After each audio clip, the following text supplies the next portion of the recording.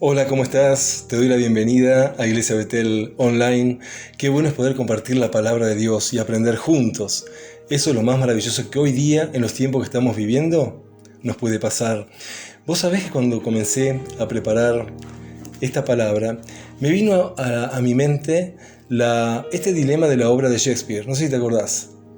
¿Es ser o no ser? Esa es la cuestión. ¿Te acordás de Hamlet? La calavera, Hamlet con la calavera en la mano y diciendo eso. Y ahora, la pregunta que yo le hacía a Dios era, ¿qué tiene que ver Shakespeare con tu palabra? ¿No? Ese es el dilema, el conflicto que yo tenía. Y me puse a pensar en este conflicto del ser humano, por cuántos procesos mentales pasa la gente durante toda su vida.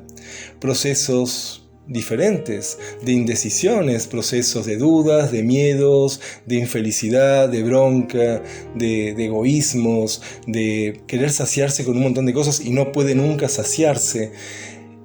Es todo un conflicto, es todo un dilema. Y ahí me di cuenta, ¿no? Ser o no ser. Y eso es el valor que pierde la gente, el valor que perdemos todos de lo que es la vida, el valor que perdemos todos de lo que es ser agradecidos, de lo que es ser generosos y quejarnos y un montón de cosas más que vos seguramente conocerás personas de este tipo. Es tremendo ver hoy día el vacío existencial que hay en las personas. Ese tema del ser o no ser es un planteamiento hacia el hombre natural, los conflictos que tiene justamente con la vida.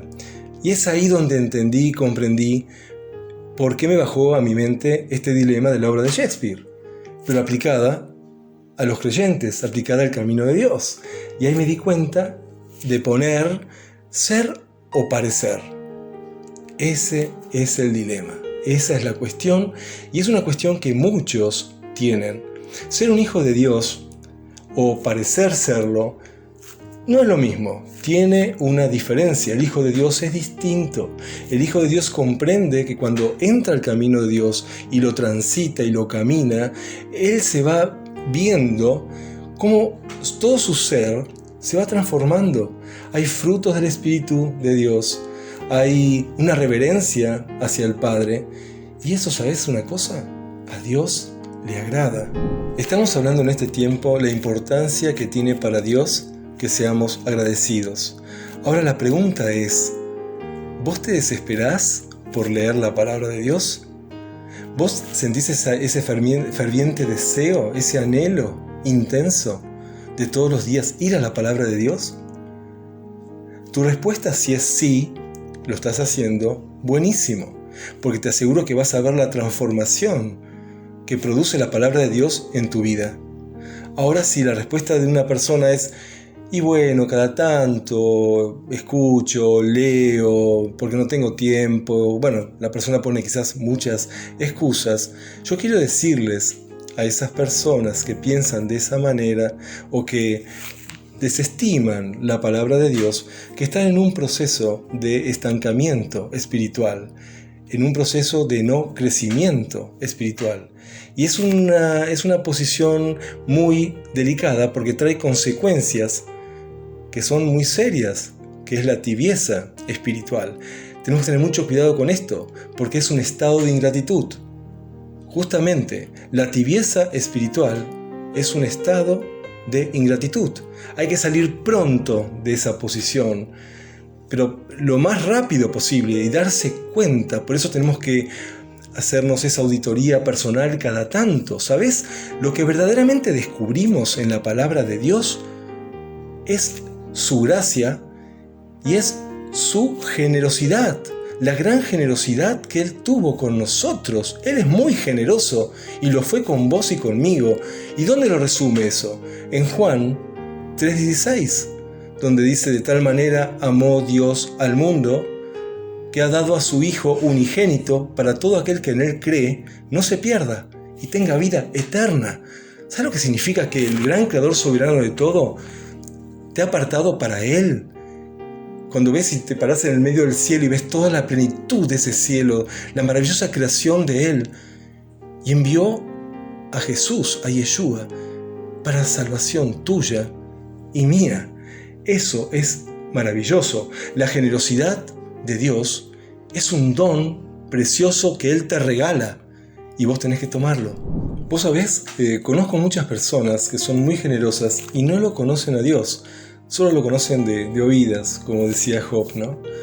Pero son personas que en todo tiempo no se cansan de ser generosos y dan, y dan, y dan, y son re bendecidos y siguen dando, tienen ese don de generosidad. Ahora, ¿cuánto más nosotros, siendo hijos de Dios y conociendo lo que es nuestro Padre tan generoso, conociéndolo a Él, cuánto más tendríamos que ser generosos y ser agradecidos siempre? Hay una pregunta que en algún momento alguien me hizo, ¿no? La pregunta fue, ¿y tenemos que ser agradecidos por todo, tanto en momentos malos como en momentos buenos? ¿Siempre hay que ser agradecido? Mirá lo que dice 1 Tesalonicenses 5:18. Esto lo dice Pablo, los de Tesalónica. Den gracias en todo, porque esta es la voluntad de Dios para ustedes en el Mesías Jesús, Yeshua. Den gracias en todo, porque es la voluntad de Dios. Entonces, si somos hijos de Dios, teniendo en cuenta este pasaje, hemos recibido tantos regalos de parte de Él, tantos regalos que son espléndidos. La salvación, la regeneración, la justificación, la redención. Fuiste rescatado por Él, la santificación, Él te apartó para Él. Y el gran creador de todo, el universo, de la tierra y de todo lo que hay en ella, te adopta como hijo, nos adopta como hijos. Eso es maravilloso. Eso es realmente maravilloso. Y no podemos perderlo de vista. Entonces, hay que dar gracias en todo, como dice Pablo en 1 Tesalonicenses 5:18, sí, porque es la voluntad de Dios. Por todos los regalos que vos recibís de parte de Dios, solo te queda por hacer una sola cosa en obediencia a Él, y es ser agradecido en todo. Darle gracias a Dios por todo. Mira, un hijo de Dios agradecido tiene una relación íntima con el Padre. Recibe los consejos del Padre. Justamente ahí aprende todo. Todo ese agradecimiento viene por la enseñanza que viene a través de la palabra del Padre. Nunca te detengas cuando vengan estas luchas, estos momentos difíciles, de pruebas difíciles. Nunca te detengas por lo que estás pasando.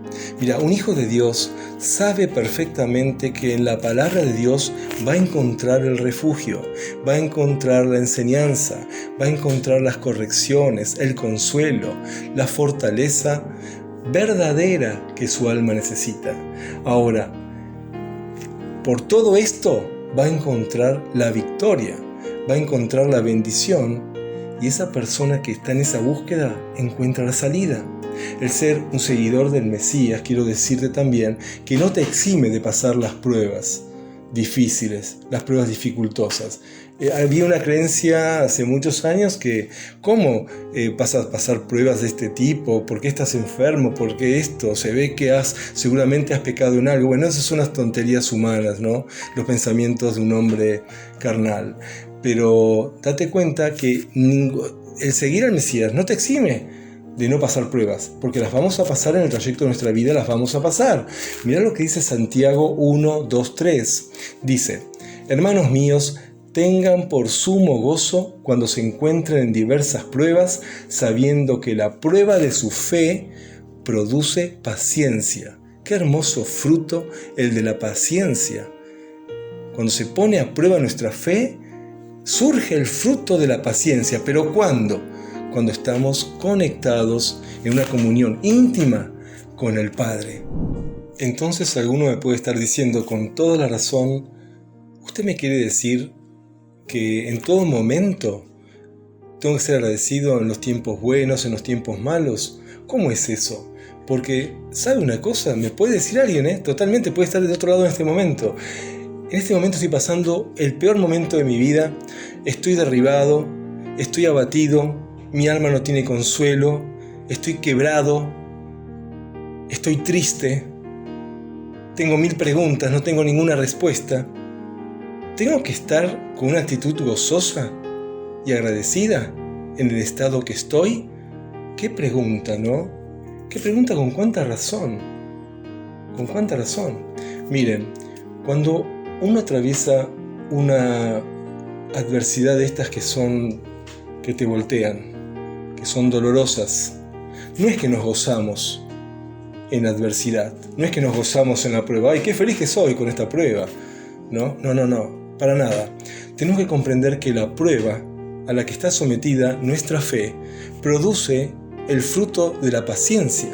Y cuando ese fruto de la paciencia está centrado en nuestro Señor Jesús, el Mesías, no es una resignación pasiva, un conformismo. No, al contrario, ese fruto te sirve para afrontar, para afirmarte, para darte valor, valentía y resistir justamente a la prueba difícil.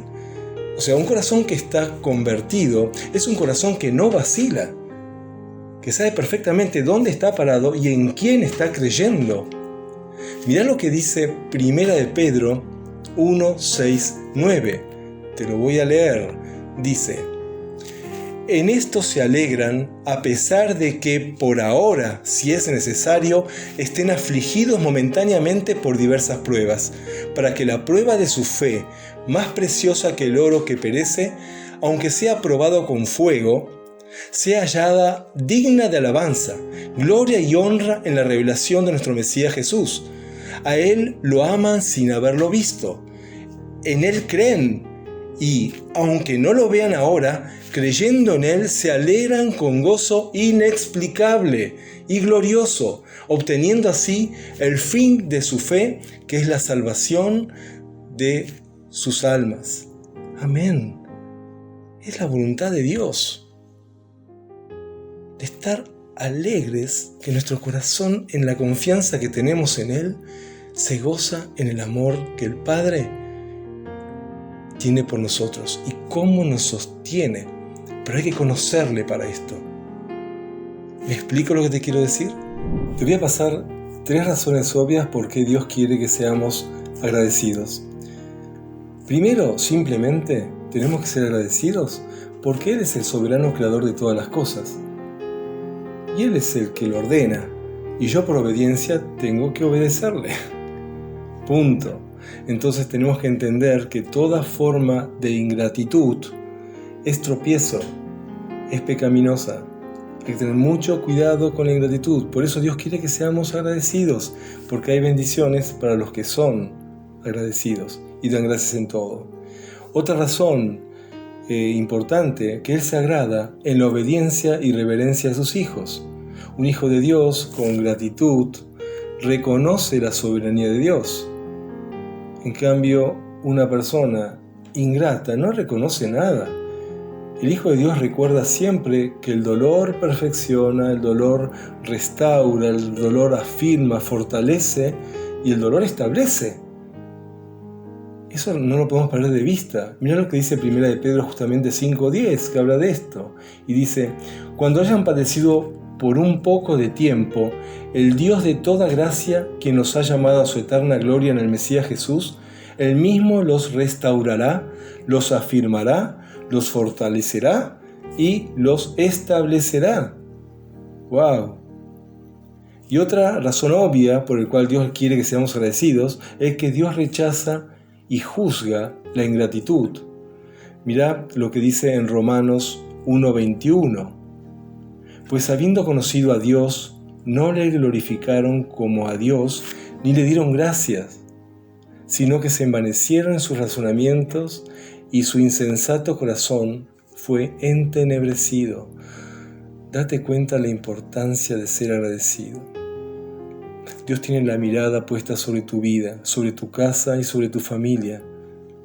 ¿Cuánto tenemos que aprender todos, verdad? Entonces, para concluir, tenemos que hacer una pregunta. ¿Cuál es la mayor preocupación que tiene que tener hoy día un creyente? Creo que la mayor preocupación que tiene que tener hoy en día un creyente en el Mesías Jesús es no caer en la trampa de la tibieza espiritual. Eso es importantísimo. Se llama apostasía, se llama el abandono a la fe verdadera, desertar de la fe verdadera, personas que se alejan de la verdad de la palabra de Dios, personas que siguen sus vidas alineadas a una vida autosuficiente, sin temor de Dios, alineados y asociados al pecado, en total desobediencia. De estas personas hay muchísimas en las congregaciones alrededor de todo el mundo. Trigo y cizaña, recuerda eso. Mirá lo que dice Apocalipsis 3:15 y 16. Yo conozco tus obras, que ni eres frío ni caliente. Ojalá fueras frío o caliente. Así, porque eres tibio y no frío ni caliente, estoy por vomitarte de mi boca. ¡Ay, ay, ay! Es palabra de Dios. La palabra es muy clara con esto, que los que transitan por el camino de la tibieza, Él los vomitará. Los que creen sentirse salvos, siempre salvos por la gracia, cuidado con este versículo de Apocalipsis, de esta revelación del final de los tiempos, que es para ahora. Personas que dicen seguir a Jesús con apariencia de piedad. Mirad, tener cuidado de estas personas, porque son personas que buscan un evangelio suave, un evangelio que no los confronte, un evangelio que no los ofenda, porque si la palabra los confronta, se enojan y se van de las congregaciones. Eso le pasa a muchas congregaciones en el mundo. Hoy no podemos ir en este tiempo a jugar con el evangelio. Si la palabra confronta, es la palabra de Dios. Si vos estás conectado en comunión con el Padre, vas a tomar la palabra. Esa confrontación que te hace la palabra, a mí me confrontó un montón de veces, gracias a Dios, que me mantuve firme en el camino, a pesar de. Reflexionemos en esto y nunca caigamos en esta trampa de la ingratitud, de la autosuficiencia, del desapego a Dios, del orgullo, de la rebeldía, hacer las cosas a nuestra manera, creer en Dios a mi manera, crear un Dios a mi manera. No sirve. Cuidado con esas personas, porque están en muchas congregaciones. En 2 Timoteo, mirá la enseñanza de Pablo a Timoteo, 2 Timoteo 3:1-5, hablando de estas personas. También debes saber esto, que en los últimos días se presentarán tiempos difíciles. Son estos, justamente los estamos viviendo, hermano, hermana. Porque habrá hombres amantes de sí mismos y del dinero. Serán vanagloriosos, soberbios, blasfemos, desobedientes a los padres, ingratos, impíos, sin afecto natural, implacables, calumniadores, intemperantes, crueles, aborrecedores de lo bueno, traidores, impetuosos, envanecidos y amantes de los placeres más que de Dios. Tendrán apariencia de piedad, dice la palabra, pero negarán su eficacia. Hasta aquí la palabra de Dios. Para mí siempre es un privilegio poder estar juntos aprendiendo de la palabra de Dios y que esta palabra quede asentada fuertemente en tu corazón y ponerla en práctica y tener cuidado. Estamos en tiempos difíciles, pero tenemos la victoria en el bendito nombre de Jesús. Amén. Nos vemos en la próxima. Chao, chao.